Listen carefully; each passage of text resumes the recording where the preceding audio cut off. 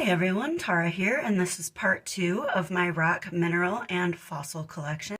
I do apologize if I say anything incorrect, and I hope you enjoy it. This is hematite, and this is a fairly common iron oxide mineral. This is actually one of our most important ores of iron around the world. 90% of our iron comes from hematite. And in the US, 83% of our iron comes from this region called the Lake Superior Iron Range. And this iron range was super important during World War II for the US to use to make ships and ammunition and other things like that. This example here has a botryoidal growth habit.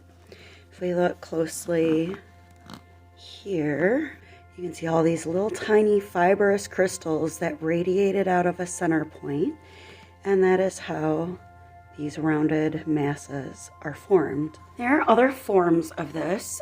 There's a very soft form, and it kind of looks a little bit, the camera's not really picking up the color here, but on the back of this, you can see some reddish, sort of earthy reddish brown color, and it's called red ochre, and that has been used as a pigment since ancient times. You might also see flat pieces that are very sparkly, and that is sometimes called a specularite or specular hematite.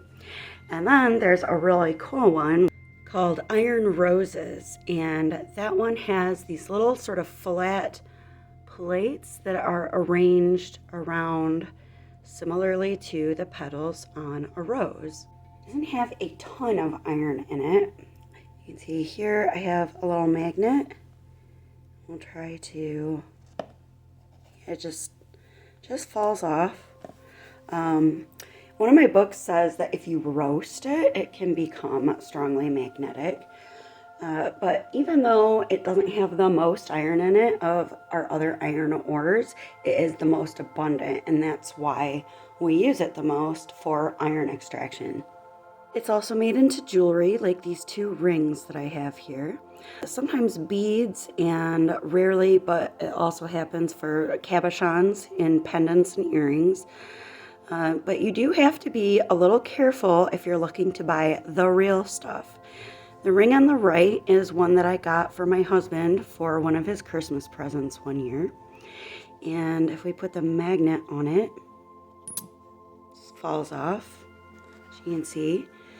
Now this one here, I bought elsewhere to use as a stand for one of my stone spheres. And if we put the magnet on it, look at that, super strongly magnetic. So the jewelry that is made with this supposed hematite, if it's strongly magnetic like that, it is either altered or it is fake. This is pyrite, and I have a couple little examples of it here. This is an iron sulfide, and it contains even less iron than hematite, so we don't really use it for an iron ore. What we do use it for is an ore of sulfur, and it's one of our larger sources for sulfuric acid. And if we look closely, you can see sort of the pentagonal decahedra shape of the rough crystals here. It also looks like this particular sphere has some really light colored either amethyst or fluorite mixed in with it. This one is not carved into this shape. It is a near perfect cube that occurred naturally of pyrite here. It's on limestone. You can see a little bit where the limestone was carved away just to expose more of the cube. But these cubes are found only in the Navajún mine in Spain. And if you guys are interested, I found a video from one of the mine owners where they show how they mine this. I would skip to 9 minutes 33 seconds because that first portion isn't about this at all. But after that, it's about the pyrite cubes.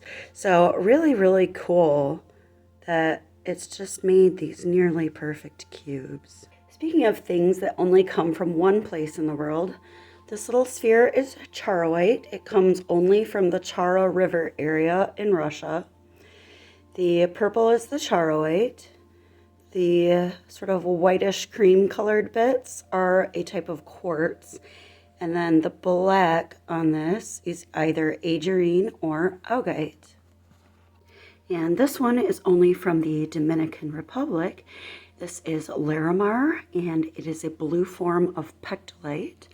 This is a rough cut slab, so you can kind of see lines from the saw there. You can see the back. This comes only from Madagascar. This is ocean jasper, an orbicular type of quartz. You can see the little orbs there. Has a little pocket that's open there of little tiny druzy quartz crystals. And this sphere was my Christmas present to me from my husband, the first Christmas that we were married. For copper, I have a few examples. We used to be fairly famous here for our copper mines that were in the Upper Peninsula in an area called the Keweenaw Peninsula. So a peninsula on a peninsula, and that actually almost became the capital of Michigan until those mines kind of dried up. This piece has this large chunk of copper up here. There's a tiny little quartz crystal growing on it right there. Right here and on the other corner we have some sparkly deep green epidote crystals. This piece is from the Keweenaw Peninsula, and I really liked this piece for the way that this large chunk of copper on the top looks like it's just sort of balanced on the rest of this rock. This piece also, everywhere where you see like bluish green, that's also copper. This piece here is not from Michigan. You see this sort of bluish green vein there that kind of goes through here and a little bit onto this side. That's copper. Then this part we have a lot of sparkly little epidote crystals, and then all the white is calcite. And copper is used for all kinds of things, including pipes and homes, although in modern times that is largely being replaced with PVC and PEX pipes. And electrical wires, all the electrical wires in your home are usually copper, and jewelry. Copper is actually slightly poisonous, and that is why it is a great antibacterial and antifungal. This is a large specimen which shows a copper vein through the host rock. You can see how big this is with my hand there. This is the copper. This looks like feldspar to me. This is likely some epidote. The reddish brown is likely a jasper. And then I'm not sure exactly what these really deep green, blue, beautiful crystals are here. They have coated it with some kind of epoxy, likely to keep this from tarnishing. But on the back here, you can see it rough, and it has not corroded much since I've had it for the past, like, I don't know, 7 years or so. These are silver crystals on calcite. The little case I've got it in here with the silica gel packet on the bottom right is to help keep it from tarnishing. Silver is used in jewelry and a lot in circuit boards due to its high conductivity of electricity. More common forms of silver are in veins in ore, or these sort of almost wire-like curls. This is a more rare sort of crystal habit of it. And you can see the side has quite a bit here on it. Silver is pretty unstable when it comes to water, so moisture in the air is what causes it to tarnish. And when you polish silver, you do actually remove a tiny amount of the silver. So tip, if you want to keep your silver jewelry from tarnishing, save these silica gel packets and put them in your jewelry box. This piece of calcite that it's on also glows pink under a black light. This is a tiny little vial of gold chips. I think they are in mineral oil. It's not just a gold leaf. It's Actually, I'm going to shake it by the microphone, see if you can hear it. It's a little bit less conductive than silver, but it's still pretty good at conducting electricity. So they also use this in circuit boards. This silvery white thing is magnesium. This is a man-made crystal because magnesium does not occur by itself like this in nature. It's usually mixed in with other rocks such as dolomite. The way that they make these is apparently they take brine that contains magnesium and apply some sort of electrolysis to it, and then it forms this crystal-like structure. This element our bodies need, so you will find this in multivitamins. Another use for this is that they used to make racing wheels out of it, and those were called mag wheels. This is a piece of silicon that I found near some train tracks. Pure silicon crystals like this do not exist in nature. They're usually bonded to other elements such as carbon or oxygen. This is the silicon in silicon dioxide, aka quartz. And this is used in semiconductors and solar panels. The way that they make this crystal is that they reduce the silicon dioxide in pure silicon sand, and then they mix it with carbon and heat it in an electric oven. This one is called vanadinite. This is vanadium and lead. It's an ore for vanadium, which is used in automobile and jet engines. It's super, super sparkly with all of these really great hexagonal crystals. This little thumbnail specimen is very closely related to vanadinite. This was called a retro specimen where I bought it. It used to belong to someone else in their collection. They made this little tag with a typewriter and made this little mount for it.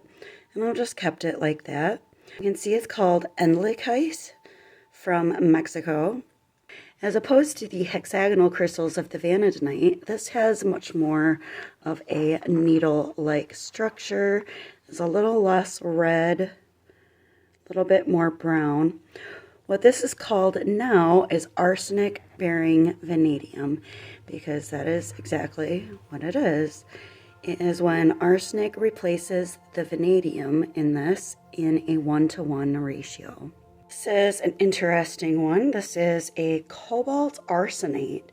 This has cobalt, arsenic, nickel, and iron in it. You can see on the right side there's sort of a large pyramidal crystal that is the top of an octahedron. This is a fairly heavy rock. About 75% of this weight is made up by the arsenic that is inside it. That is why I have gloves on, because I don't like to touch it. But it's pretty interesting. This is an ore for both cobalt and nickel. This is one of my very favorite specimens that I have, and it's just gypsum. It's a little bit of a rarer crystal form. So you have these clear, sort of tabular crystals coming all out around the center part, which looks a little bit like what they call a desert rose, which is just another form of gypsum. There is such a thing called gem quality gypsum, and it looks like the shapes of these large tabular crystals are just like this, except it's much more clear, and the photo that I've seen of it is yellow. This also does a really cool thing. I'm going to turn out the light and shine a black light on it, and you can see how long it continues glowing after I turn the black light off, and that's called phosphorescence. Okay, black light on and black light off.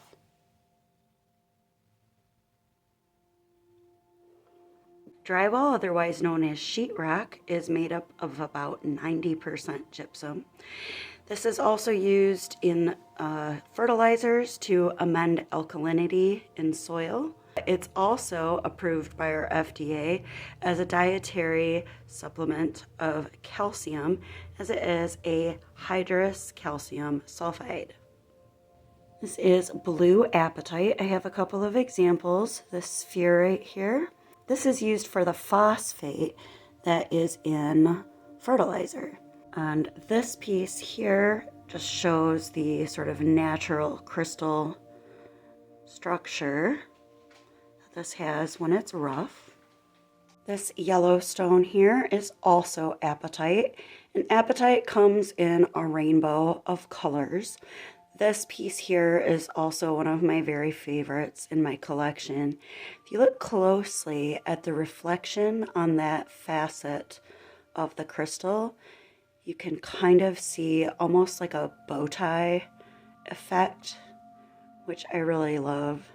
Unlike my blue pieces, this piece glows a faint red under UV light, and supposedly that is because manganese replaces up to 10% of the calcium that is in this. For garnet, I have several examples. This sphere here is probably Pyrite garnet, which is the more yellow tinged red form. This piece shows the natural shape of the crystal, and what they've done is just polished it along the natural facets that it has. This is a little collection of faceted garnet gemstones. It's found all over the world and also comes in other colors. These tiny little orangey beads are Hematite garnet. This piece here is a faceted broilette of spessartine garnet. When I was in Iowa, I found a lot of it. This little rock I picked out of a parking lot, and you can see right there is a nice little almandine garnet crystal. The almandine has more of a violet instead of a yellow as opposed to the pyrite. And this is a tiny little bottle of garnet grains of sand that also appear to be almandine. A friend of mine painstakingly separated these out from sand on a beach. This is a somewhat large example of smithsonite with a little bit of an unusual crystal structure. The sort of beige that you can see covering some of it is calcite. This is a zinc carbonate, and this was named after a man named John Smithson, who the Smithsonian Museum was named after, as he was the first major financial donor. I think I can do one more, and then I'm going to have to do part 3. This is labradorite. This is a somewhat common mineral that is frequently used for jewelry.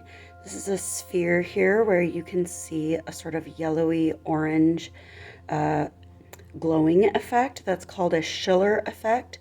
Some people call it labradorescence. I prefer Schiller because it also applies to moonstone. This is a tiny little cabochon of rainbow moonstone here, displaying the same Schiller effect. And then if we turn this, you can see some nice blue sheen coming out of the other side.